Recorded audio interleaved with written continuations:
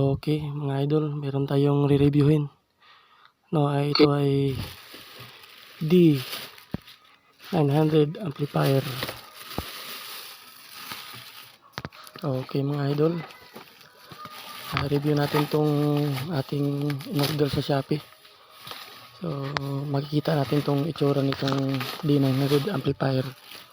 So, kasala ko yan, meron akong D100, yung kulay itim. So, maganda naman ang nagiging resulta. So, ipapakita ko rin sa inyo yon sa iba nating video. So, dito muna tayo sa D900 kasi sabi nga sa iba ay mas malakas daw talaga. No, kaya nag-order ako nito at ito ay dumating. So, bubuksan natin.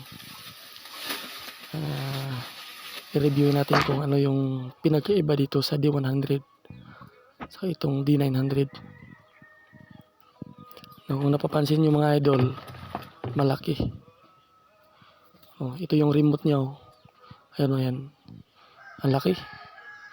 Oh, mas mukhang maganda yung remote niya. No? Ito yung kanyang cord sa AC.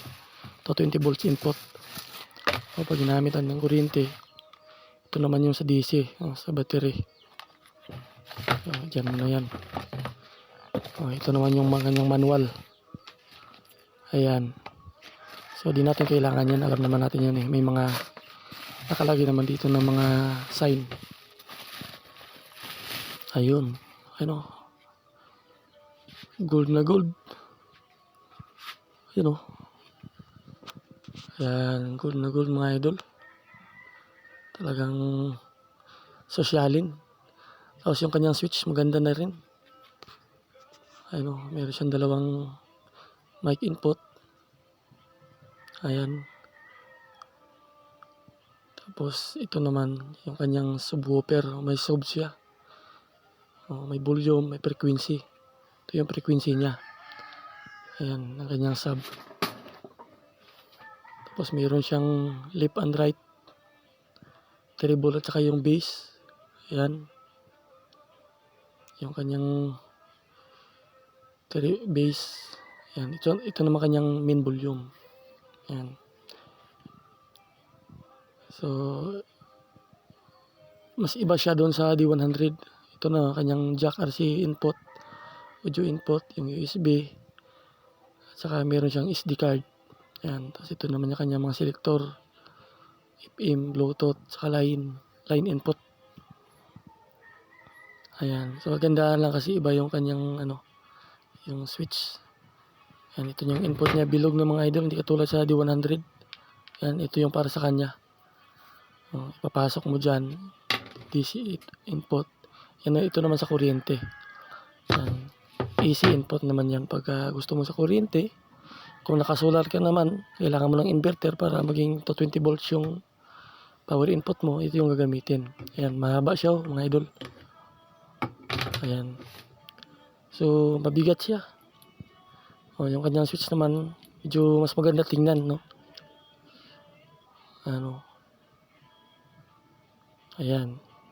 Gold na gold talaga.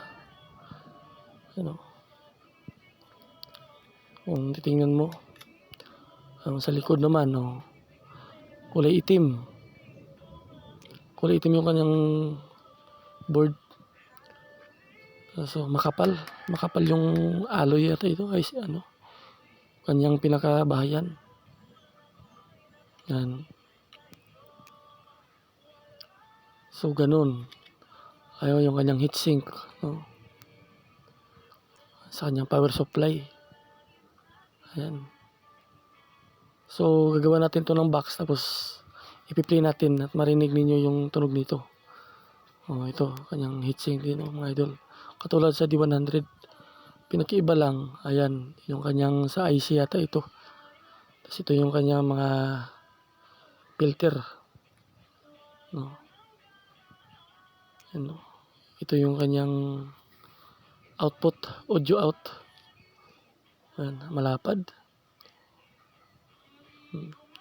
Yung kanyang left and right channel, negative, positive. Ayan. Dito. Ito sa gilid naman. Ito yung left.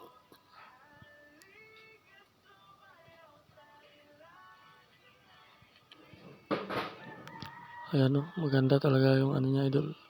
Ito yung sa sub niya. Volume ng sub. Ito naman yung treble at saka bass. Dun sa itong left and right channel. Ayan, yung output niya.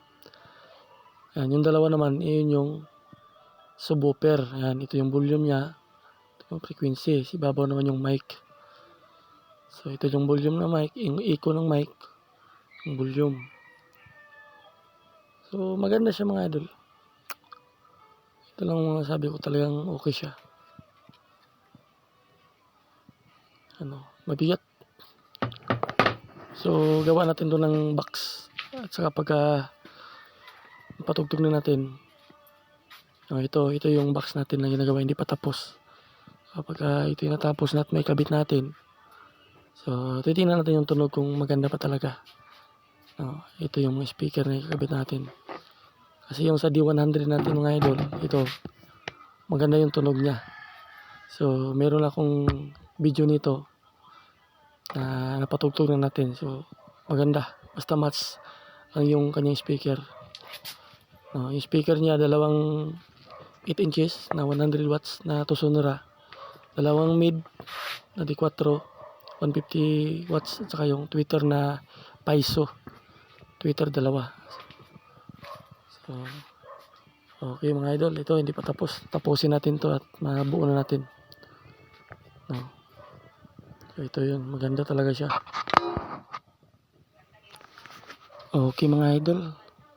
So, susunod, gawa natin ng box para marinig natin yung tamang tunog nito.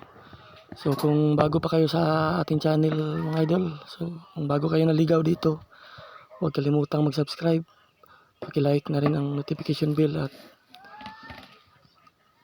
ma-update kayo sa ating sunod na mga video. So, supportahan nyo lang ako mga idol. Maraming salamat sa inyong suporta. Okay.